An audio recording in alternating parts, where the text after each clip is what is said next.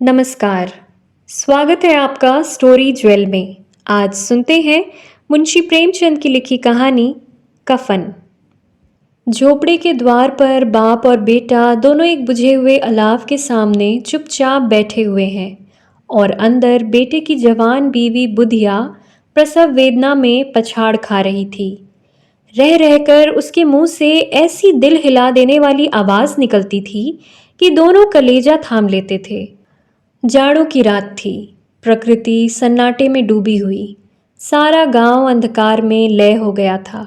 घीसू ने कहा, मालूम होता है बचेगी नहीं। सारा दिन दौड़ते हो गया, जा देख तो आ। माधव चिढ़कर बोला, मरना ही है तो जल्दी मर क्यों नहीं जाती? देख कर क्या करूं? तू बड़ा बेदर्द है बे। साल भर जिसके साथ सुख चैन से रहा उसी के साथ इतनी बेवफाई। तो मुझसे तो उसका तड़पना और हाथ पांव पटकना नहीं देखा जाता। चमारों का कुनबा था और सारे गांव में बदनाम। घीसू एक दिन काम करता तो 3 दिन आराम करता। माधव इतना कामचोर था कि आधे घंटे काम करता तो घंटे भर चिल्लम पीता। इसलिए उन्हें कहीं मजदूरी नहीं मिलती थी। घर में मुट्ठी भर भी अनाज मौजूद हो तो उनके लिए काम करने की कसम थी। जब 2-4 फाके हो जाते तो घीसू पेड़ पर चढ़कर लकड़ियां तोड़ लाता और माधव बाजार में बेच आता, और जब तक वह पैसे रहते दोनों इधर उधर मारे मारे फिरते। गांव में काम की कमी न थी। किसानों का गांव था। मेहनती आदमी के लिए 50 काम थे, मगर इन दोनों को उसी वक्त बुलाते जब 2 आदमियों में से एक का काम पाकर भी संतोष कर लेने के सिवा और कोई चारा न होता। अगर दोनों साधु होते तो उन्हें संतोष और धैर्य के लिए संयम और नियम की बिल्कुल जरूरत न होती। यह तो इनकी प्रकृति थी। विचित्र जीवन था इनका। घर में मिट्टी के 2-4 बर्तन के सिवा कोई संपत्ति नहीं। फटे चीथड़ों से अपनी नग्नता को ढके हुए जिए जाते थे। संसार की चिंताओं से मुक्त, कर्ज से लदे हुए, गालियां भी खाते, मार भी खाते, मगर कोई गम नहीं। दीन इतने कि वसूली की बिल्कुल आशा न रहने पर भी लोग इन्हें कुछ न कुछ कर्ज दे देते थे।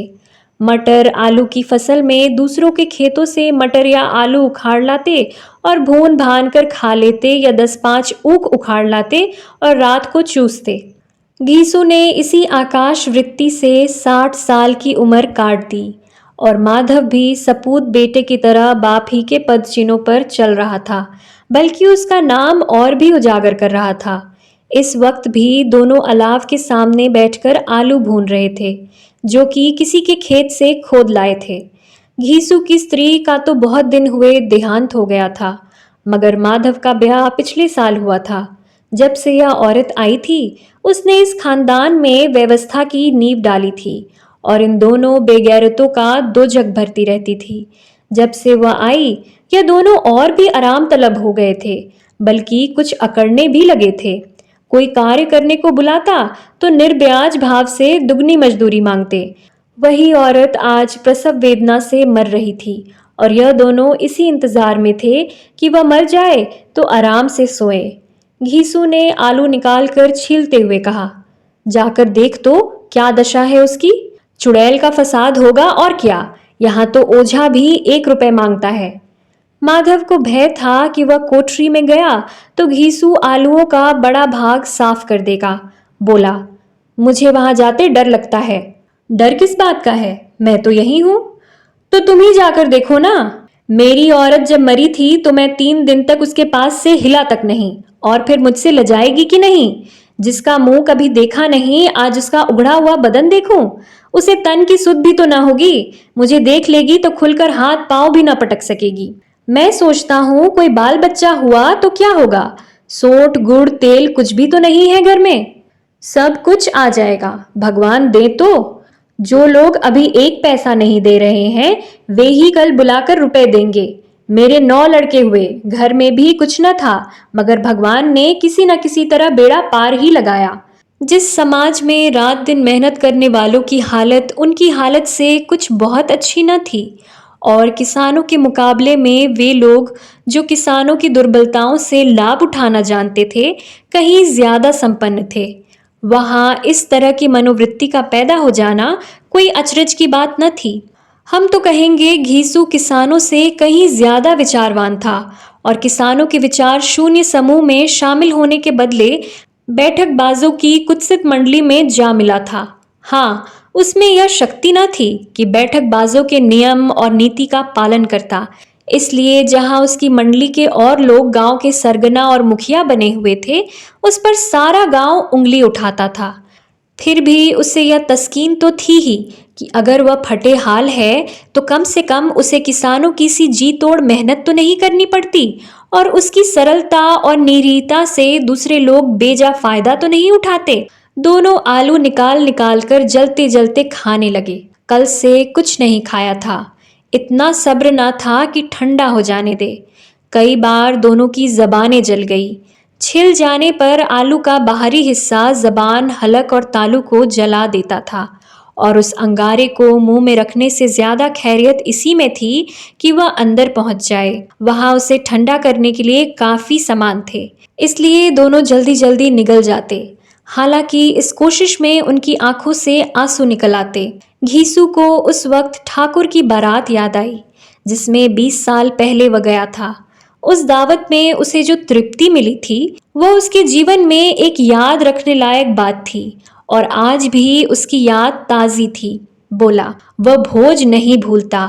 तब से फिर उस तरह का खाना और भरपेट नहीं मिला। लड़की वालों ने सबको भरपेट पूड़ियाँ खिलाई थी। सबको, छोटे बड़े सब ने पूड़ियाँ खाई और असली घी की। चटनी, रायता, 3 तरह के सूखे साग, एक रस्सेदार तरकारी, दही, चटनी, मिठाई।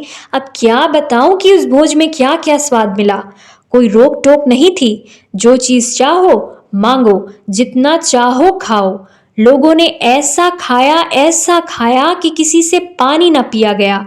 मगर परोसने वाले हैं कि पत्तल में गरम गरम गोल गोल सुवासित कचौड़ियां डाल देते हैं। मना करते हैं कि नहीं चाहिए, पत्तल पर हाथ रोके हुए हैं, मगर वह है कि दिए जाते हैं।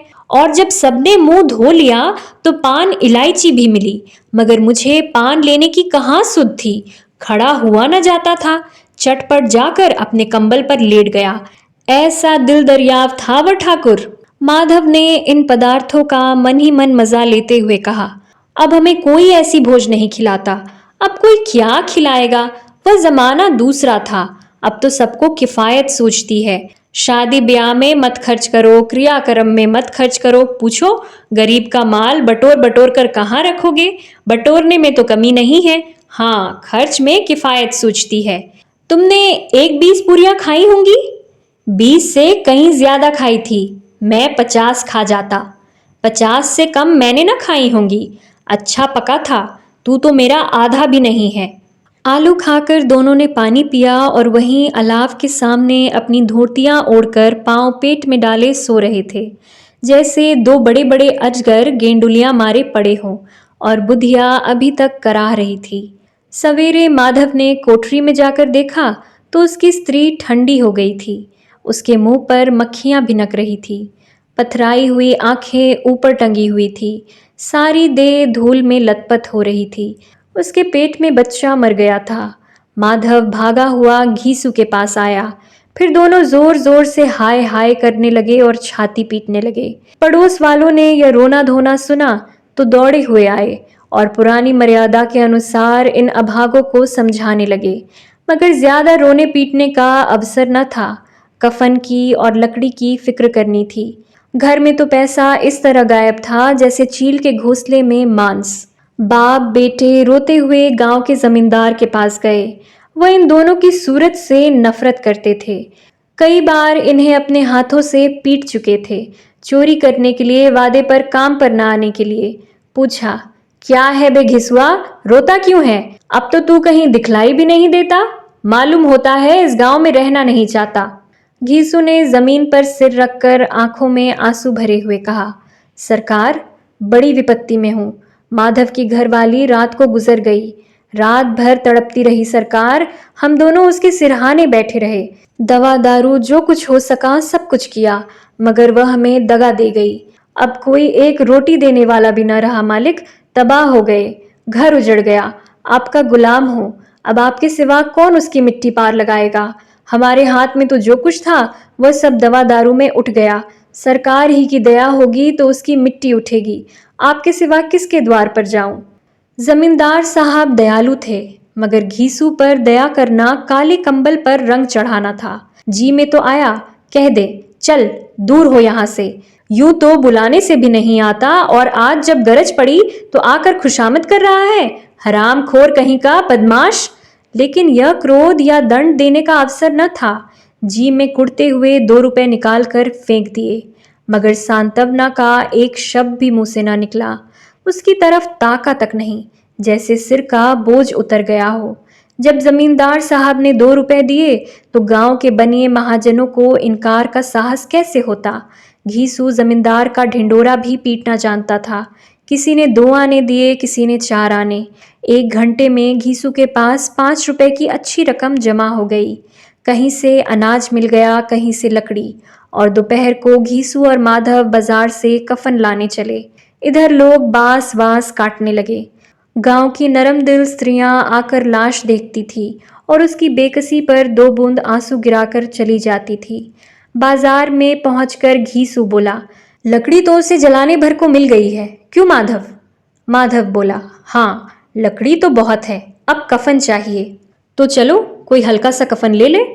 हाँ और क्या, लाश उठते उठते रात हो जाएगी। रात को कफन कौन देखता है?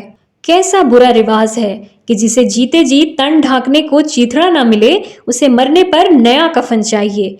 कफन लाश के साथ जल ही तो जाता है, और क्या रखा रहता है। यही 5 रुपए पहले मिलते तो कुछ दवा दारू कर लेते। दोनों एक दूसरे के मन की बात ताड़ रहे थे। बाजार में इधर उधर घूमते रहे। कभी इस बजाज की दुकान पर गए, कभी उसकी दुकान पर। तरह तरह के कपड़े, रेशमी और सूती देखे, मगर कुछ जचा नहीं। यहाँ तक कि शाम हो गई।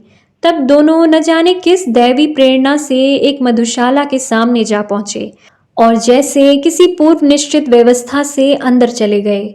वहां जरा देर तक दोनों असमंजस में खड़े रहे। फिर घीसू ने गद्दी के सामने जाकर कहा, साहू जी एक बोतल हमें भी देना। उसके बाद कुछ चिखौना आया, तली हुई मछली आई और दोनों बरामदे में बैठकर शांतिपूर्वक पीने लगे। कई कुज्जियां ताबड़तोड़ पीने के बाद दोनों सरूर में आ गए। घीसू बोला, कफन लगाने से क्या मिलता, आखिर जल ही तो जाता, कुछ बहू के साथ तो न जाता। माधव आसमान की तरफ देखकर बोला, मानो देवताओं को अपनी निष्पापता का साक्षी बना रहा हो। दुनिया का दस्तूर है, नहीं तो लोग बाभनों को हजारों रुपए क्यों दे देते हैं। कौन देखता है परलोक में मिलता है या नहीं। बड़े आदमियों के पास धन है, फूके, हमारे पास फूकने को क्या है। लेकिन लोगों को जवाब क्या दोगे? लोग पूछेंगे नहीं कफन कहाँ है। घीसू हंसा, अबे कह देंगे कि रुपए कमर से खिसक गए, बहुत ढूंढा मिले नहीं। लोगों को विश्वास ना आएगा, लेकिन फिर वही रुपए देंगे। माधव भी हंसा इस अनपेक्षित सौभाग्य पर। बोला, बड़ी अच्छी थी बेचारी, मरी तो खूब खिला पिलाकर। आधी बोतल से ज्यादा उड़ गई। घीसू ने 2 सेर पूड़ियाँ मंगाई। चटनी, अचार, कलेजियाँ शराब खाने के सामने ही दुकान थी। माधव लपक कर 2 पत्तलों में सारा सामान ले आया। पूरा 1.5 रुपए खर्च हो गया। सिर्फ थोड़े से पैसे बच गए।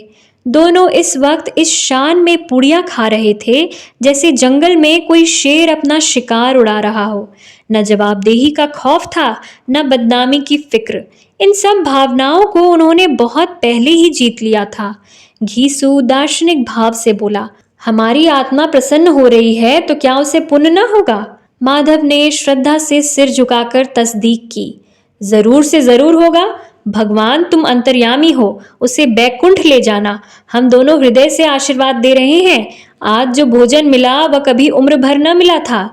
एक क्षण के बाद माधव के मन में एक शंका जागी। बोला, क्यों दादा, हम लोग भी एक न एक दिन वहां जाएंगे ही। घीसू ने इस भोले भाले सवाल का उत्तर कुछ न दिया। वह परलोक की बातें सोचकर इस आनंद में बाधा न डालना चाहता था। जो वहां हम लोगों से पूछे कि तुमने हमें कफन क्यों नहीं दिया तो क्या कहोगे? कहेंगे तुम्हारा सिर। पूछेगी तो जरूर। तू कैसे जानता है कि उसे कफन न मिलेगा? तू मुझे ऐसा गधा समझता है? 60 साल क्या दुनिया में घास खोदता रहा हूं, उसको कफन मिलेगा और बहुत अच्छा मिलेगा। माधव को विश्वास न आया। बोला, कौन देगा? रुपए तो तुमने चट कर दिए। वह तो मुझसे पूछेगी, उसकी मांग में सिंदूर तो मैंने डाला था। कौन देगा? बताते क्यों नहीं? वही लोग देंगे जिन्होंने अब की दिया। हाँ, अब की रुपए हमारे हाथ ना आएंगे। ज्यों ज्यों अंधेरा बढ़ता था और सितारों की चमक तेज होती थी, मधुशाला की रौनक भी बढ़ती जाती थी। कोई गाता था, कोई डींग मारता था, कोई अपने संगी के गले लिपटा जाता था, कोई अपने दोस्त के मुंह में कुल्हड़ लगाए देता था। वहां के वातावरण में सरूर था, हवा में नशा। कितने तो यहाँ आकर एक चुल्लू में मस्त हो जाते थे। शराब से ज्यादा यहाँ की हवा उन पर नशा करती थी। जीवन की बाधाएं यहाँ खींच लाती थी और कुछ देर के लिए यह भूल जाते थे कि वे जीते हैं या मरते हैं, या न जीते हैं न मरते हैं। और यह दोनों बाप बेटे आज भी मजे लेकर चुस्कियां ले रहे थे। सबकी निगाहें इनकी ओर जमी हुई थी। दोनों कितने भाग्य के बली हैं।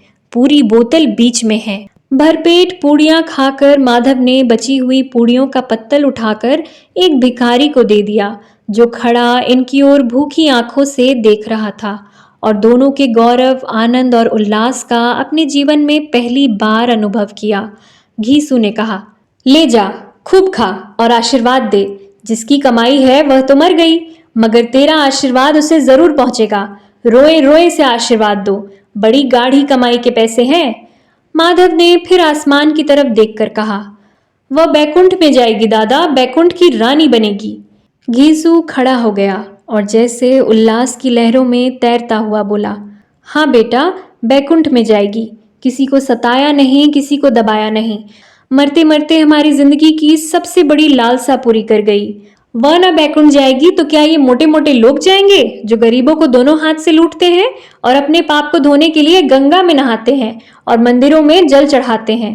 श्रद्धालुता का यह रंग तुरंत ही बदल गया। अस्थिरता नशे की खासियत है। दुख और निराशा का दौर हुआ। माधव बोला, मगर दादा, बेचारी ने जिंदगी में बड़ा दुख भोगा। कितना दुख झेल कर मरी। वह आंखों पर हाथ रखकर रोने लगा, चीखें मार मार कर। घीसू ने समझाया, क्यों रोता है बेटा? खुश हो कि वह माया जाल से मुक्त हो गई, जंजाल से छूट गई। बड़ी भाग्यवान थी जो इतनी जल्द माया मोह के बंधन तोड़ दिए। और दोनों खड़े होकर गाने लगे, ठगनी क्यों नैना झमकावे ठगिनी। पियक्कड़ों की आंख इनकी ओर लगी हुई थी और यह दोनों अपने दिल में मस्त गाए जाते थे। फिर दोनों नाचने लगे, उछले भी, कूदे भी, गिरे भी, मटके भी, भाव भी बताए, अभिनय भी किए और आखिर नशे में मदमस्त होकर वहीं गिर पड़े। अभी आप सुन रहे थे मुंशी प्रेमचंद की लिखी कहानी कफन।